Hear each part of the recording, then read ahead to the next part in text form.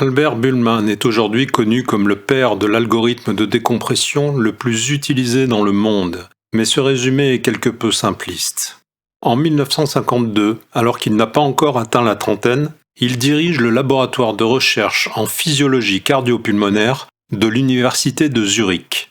Très tôt, il s'intéresse à la fonction respiratoire en conditions extrêmes. Sa rencontre avec Hannes Keller, physicien et mathématicien suisse, l'amène à se consacrer aux aspects physiopathologiques de la plongée profonde. Les deux scientifiques établissent un premier record dans les eaux du lac de Zurich en 1959, en atteignant la profondeur de 120 mètres. La Marine nationale française va alors mettre à leur disposition les installations du groupe d'études et de recherche sous-marine au sein de la base navale de Toulon.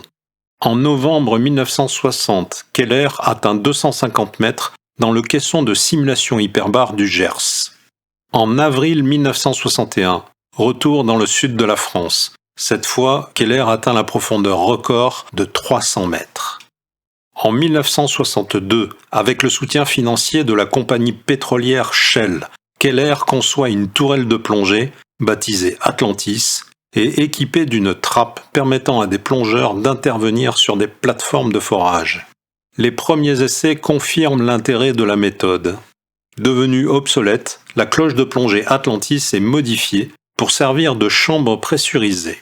Le laboratoire hyperbare de l'université de Zurich démarre avec des moyens très limités. À partir de 1965, Shell finance la construction d'un nouveau caisson, plus spacieux et plus performant. Buhlmann reprend le concept de M-Value développé par Workman. Les plongées expérimentales qu'il a menées avec Keller ont montré la nécessité de considérer des compartiments plus longs que ceux admis par les US Navy. Buhlmann cherche à établir de nouvelles tables de décompression pour l'azote, mais également pour l'hélium.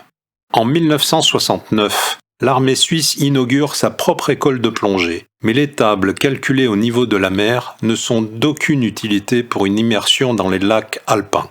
Albert Buhlmann se charge de résoudre cette difficulté. Contrairement à ses confrères d'outre-Atlantique, il n'est pas empêtré dans les unités du système impérial. Alors que Workman était limité à la pression au niveau de la mer, Buhlmann exprime la pression d'azote tolérée dans un compartiment en fonction de la pression ambiante en bar. L'accès aux pressions inférieures à 1 bar lui permet d'envisager des plongées en altitude sans aucune difficulté mathématique. Les premières tables de plongée en altitude sont adoptées par l'armée suisse dès 1972. Au début des années 80, Jürgen Hermann, un jeune ingénieur originaire du Liechtenstein, conçoit le développement d'un programme de calcul de décompression pour l'intégrer dans un des premiers microprocesseurs Intel. Buhlmann ne croit pas au projet, mais Benno Schenk, qui dirige le laboratoire hyperbare de l'université de Zurich, soutient Hermann et lui transmet les tables ZHL-12. Le jeune ingénieur obtient l'appui financier du célèbre biologiste et cinéaste autrichien Hans Haas. Le premier calculateur de décompression sera baptisé Hans Haas DecoBrain. La version finale, commercialisée en 1982, est rechargeable et conçue autour d'un microprocesseur Intel 80C48 associé à une mémoire de 8 kilooctets.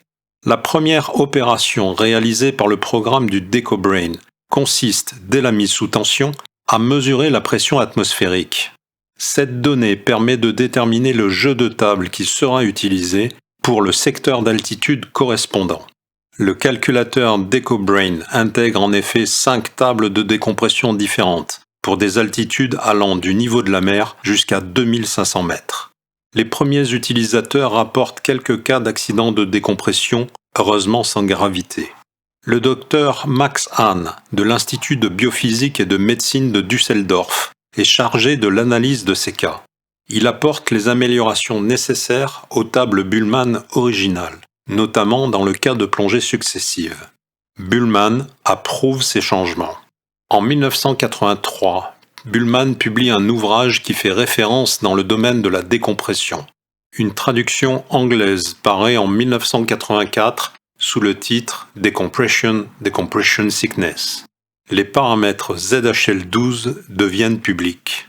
Contrairement à une croyance tenace, Bullmann utilise bien 16 compartiments de périodes différentes, mais certains de ces compartiments partagent les mêmes coefficients. Le nombre 12 correspond au couple de paramètres distincts et non au nombre de périodes ou de compartiments. Dans le domaine de la décompression, les recherches ont toujours été financées par les armées ou par l'industrie, mais le développement de la plongée loisir change la donne. Bullmann, inspiré par les perspectives offertes par la technologie employée pour le DecoBrain, s'intéresse de près à l'élaboration d'un algorithme de décompression embarqué. Une nouvelle ère commence.